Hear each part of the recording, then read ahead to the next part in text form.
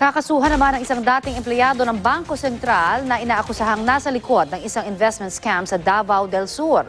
Nagpatakbo pa ang suspect ng dalawang branch ng bangkong wala palang permit sa Bangko Sentral. Balitang hatid ni John Consulta, exclusive.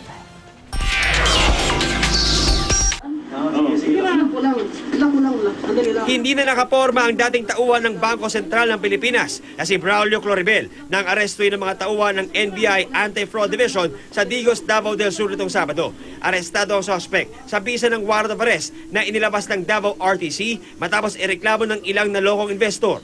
Ayon sa NBI, sangkot si Cloribel na dating examiner ng BSP sa panloloko sa kanyang mga kliyente. Nagpatakbo raw ito ng dalawang branch ng Iaga Bank, isang rural bank sa Davao del Sur na natuklasang walang kaukulang permit mula sa BSP.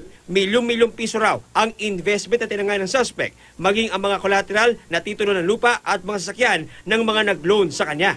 Pang-akit daw ng suspect, higit na mas mataas na interes sa mga taong mag-i-invest sa bangko niya. This case was acted upon by our command based on the request made by the Bangko Sentral ng Pilipinas. Tumanggap ng mga depositors at ng mga deposito sa bangko nang wala ngang kaukulang authority. Di na nagbigay ng pahayag ang suspect na naharap sa kasong paglabag sa RA 8791 o General Banking Act at operating a bank without authority.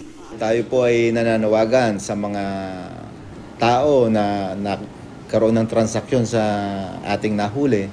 Sila po ay dumulog sa ating tanggapan o kaya sa Bangko Sentral siguro, makipag-ugnayan at mag-file sila ng kaakibat ng mga kaso. Patuloy pa rin nahanap ng NBI ang iba pa mga kasabwat ng naarestong suspect. Subalit hindi raw mag-asawa ang NBI sa pagbibigay ng paalala sa ating mga kababayan na maging mapanuri sa sino mang pinagkakatiwalaan para hindi maging susunod na biktima ng naturang mga kawatan.